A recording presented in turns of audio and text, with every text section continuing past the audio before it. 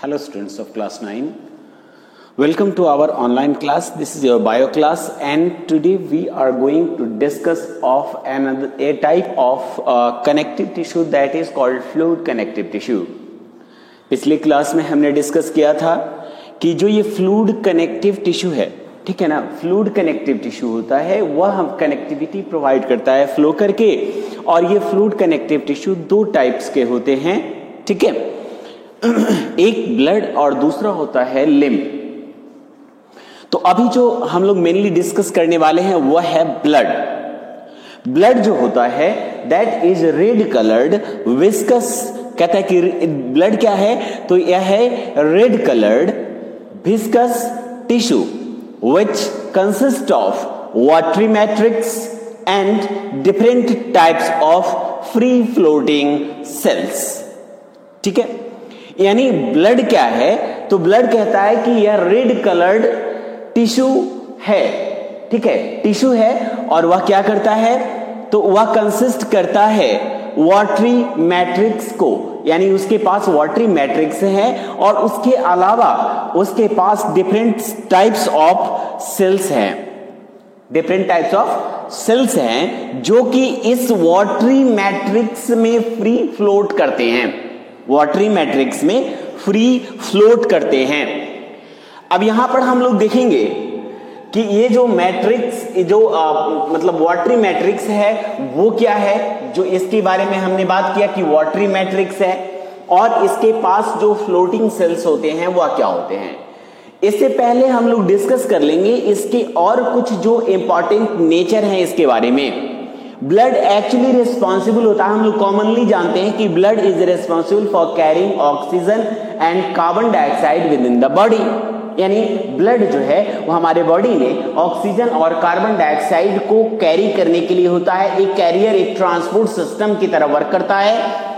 वह केवल ऑक्सीजन और कार्बन डाइऑक्साइड ही नहीं, वह अनदर सब्सटेंसेस को भी कैरी करता है, और इसलिए इसका एक इंपॉर्टेंट एंड पार्टिकुलर नेचर होता है, ठीक है। तो यहां पर हम लोग देखेंगे कि जो ब्लड है वो कैसा होता है, ठीक है। तो देखिए इसमें ब्लड का जो कलर होता है यह भी डिफरेंट टाइम्स पर इसका डिफरेंस आ जाता है। कैसे, तो यह अगर ब्लड ऑक्सीजनेटेड होता है, ब्लड दो तरह का होता है, एक होता है जो ऑक्सीजन कैरी कर रहा हो और दूसरा होता है जो कि कार्बन डाइऑक्साइड को कैरी कर रहा होता है। वैसे ब्लड जो ऑक्सीजन को कैरी करते हैं उसे हम लोग कहते हैं ऑक्सीजनेटेड ब्लड, ऑक्सीजनेटेड ब्लड, ठीक है। ऑक्सीजनेटेड ब्लड का कलर क्या होता है, तो कहता है कि इसका जो कलर होगा वह होगा bright red, bright red. Oxygenated blood का कलर होता है ब्राइट रेड, ठीक है। और दूसरा जो कलर मतलब ब्लड का टाइप हो जाता है उसको हम लोग कहते हैं डीऑक्सीजनेटेड, यानी इसमें ऑक्सीजन का अमाउंट बहुत कम और कार्बन डाइऑक्साइड का अमाउंट ज्यादा हो जाता है, तो ऐसे ब्लड को हम लोग कहते हैं डीऑक्सीजनेटेड,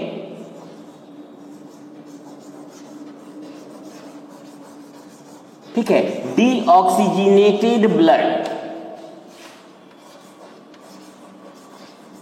ठीक है। डीऑक्सीजनेटेड ब्लड का कलर क्या होता है, तो डीऑक्सीजनेटेड ब्लड का कलर होता है पर्पल,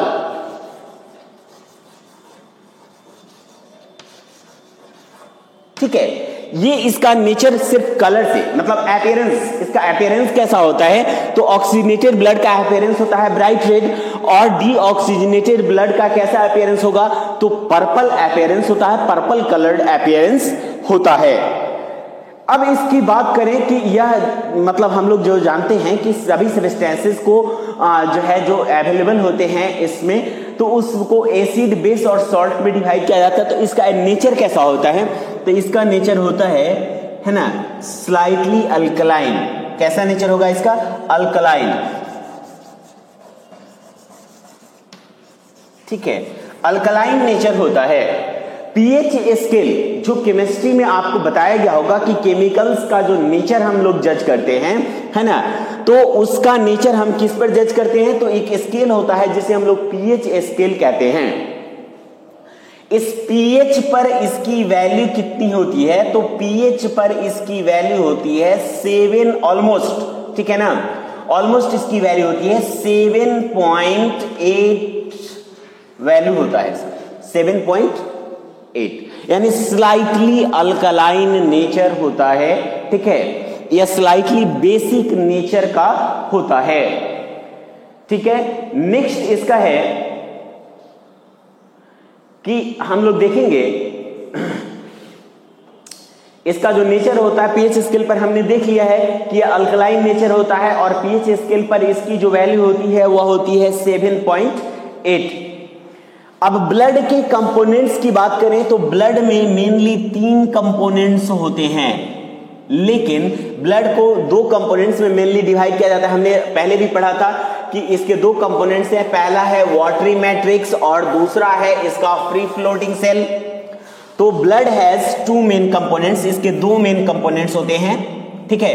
पहला जो कंपोनेंट होता है उसे हम लोग कहते हैं प्लाज्मा, ठीक है, पहला जो होता है उसे हम लोग क्या कहते हैं, प्लाज्मा।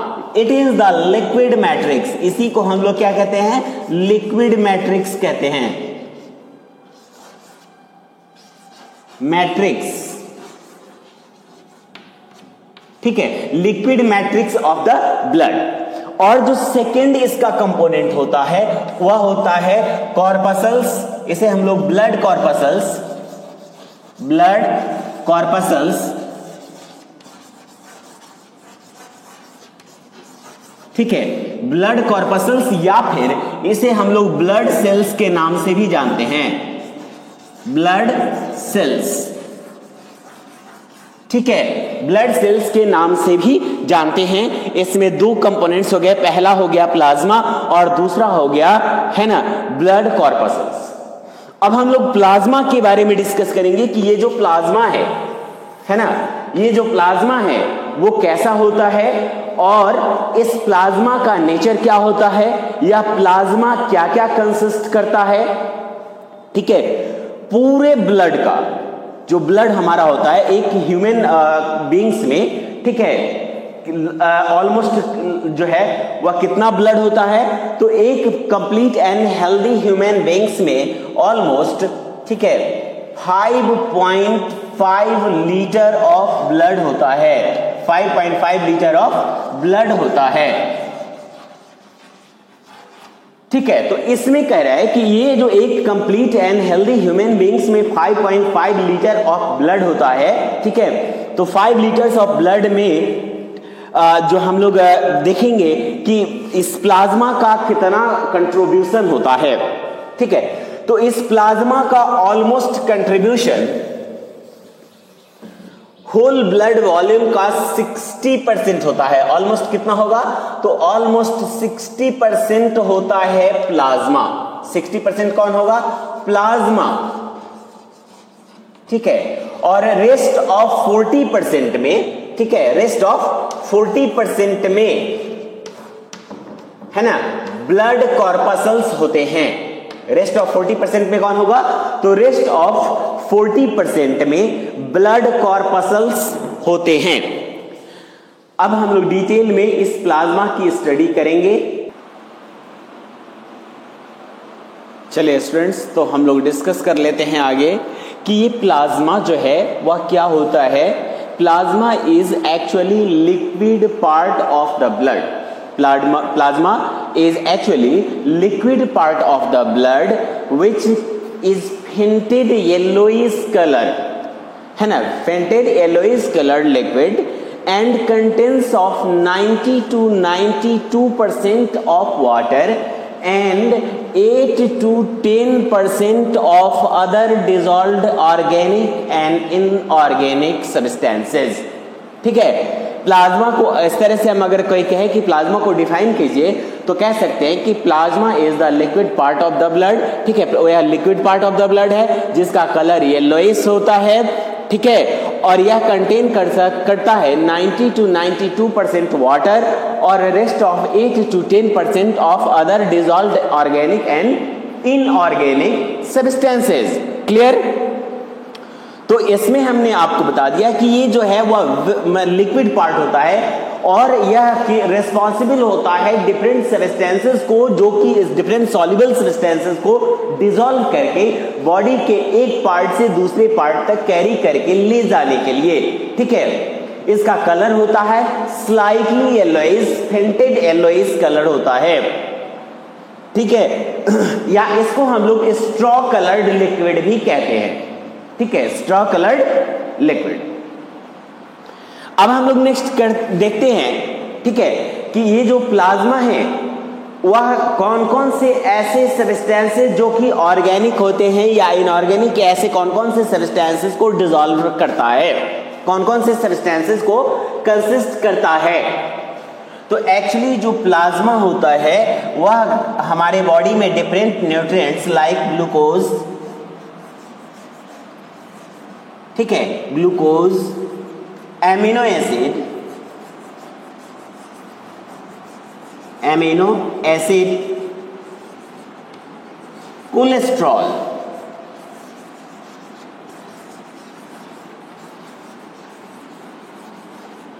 कोलेस्ट्रॉल, ठीक है ना, different types of hormones,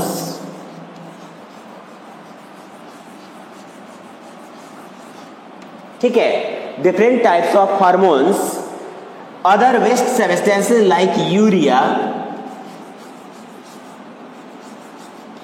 uric acid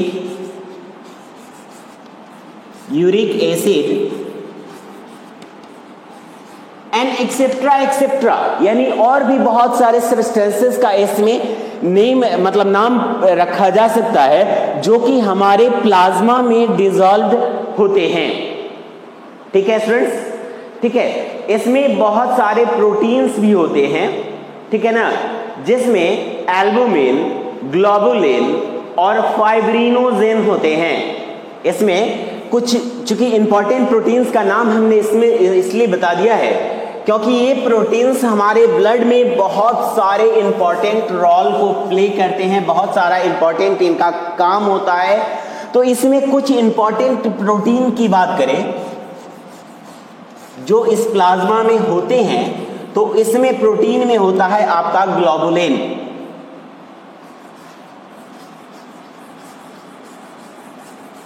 ठीक है, ग्लोबुलिन होता है, फाइब्रिनोजेन,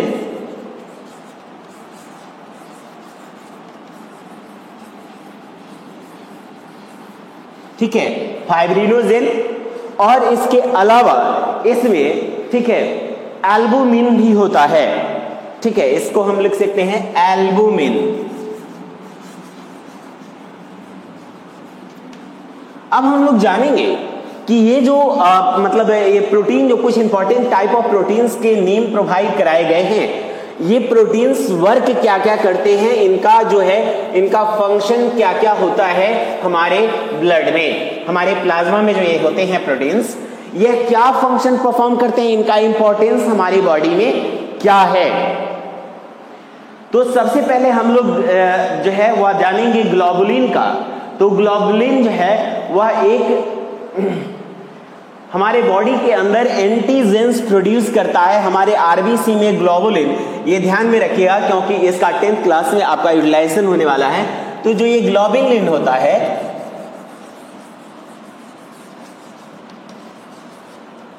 ना, इसका एक खास टाइप होता है जिसको हम इंडिकेट करते हैं कुछ इस तरह से, ठीक है, यह ग्लोबुलिन गामा ग्लोबुलिन के नाम से कह सकते हैं इसको। तो यह स्पेशल टाइप ऑफ ग्लोबुलिन है जो कि हमारे ब्लड में एंटीजेन प्रोड्यूस करता है। क्या प्रोड्यूस करेगा? एंटीजेन, यानी हमारे ब्लड में होने वाले इन्फेक्शंस को या जो है इन्फेक्शन से हमें बचाता है, ब्लड में इन्फेक्शन नहीं होने देता है, एंटीजेन प्रोड्यूस करने का काम करता है ग्लोबुलिन। अब आते हैं फाइब्रिनोजेन का।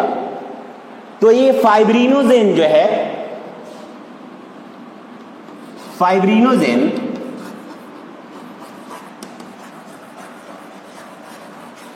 फाइब्रिनोजेन क्या करता है?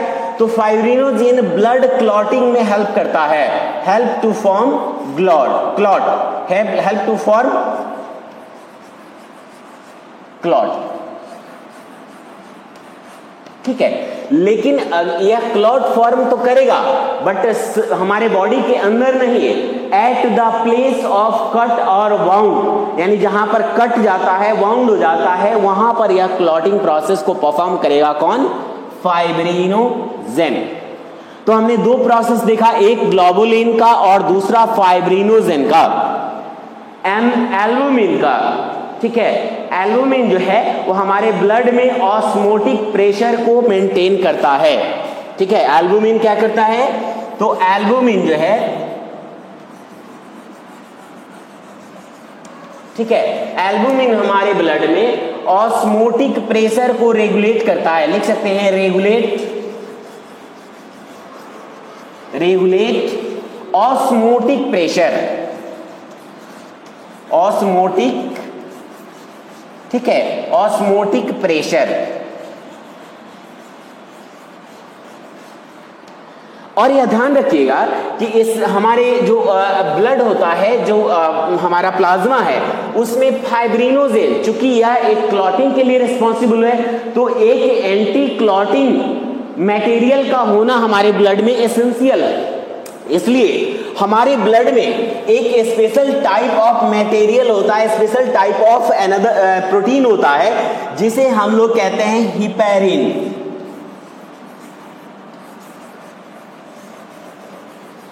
ठीक है, हिपैरिन कहते हैं। यह हिपैरिन एक तरह से एंटी कोआगुलेंट होता है, एंटी कोआगुलेंट, एंटी कोआगुलेंट कहते हैं इसे। अब ये एंटी कोआगुलेंट करता क्या है? तो यह एंटी कोआगुलेंट आपके ब्लड को क्लॉट होने से रोकता है, ठीक है। लेकिन अभी तो आपको पता है कि इसमें फाइब्रिनोजेन भी है जो कोआगुलेंट है, यानी क्लॉट करता है, और ये है एंटी कोआगुलेंट, दोनों साथ में रहते हैं। तो फिर कैसे एक्शन होगा? यानी यह बॉडी के अंदर है तब भी क्लॉट नहीं होगा, और बॉडी के बाहर है तब भी क्लॉट नहीं होगा। तो ऐसा नहीं होता।